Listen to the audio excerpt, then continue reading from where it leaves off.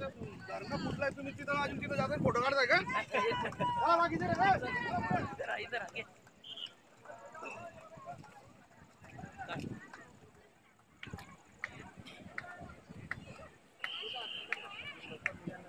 पावसाची गॅरंटी नाही दिली.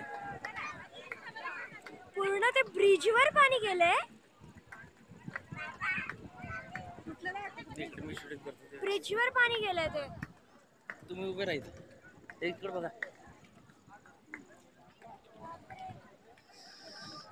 असे उभे राहतात तिरके.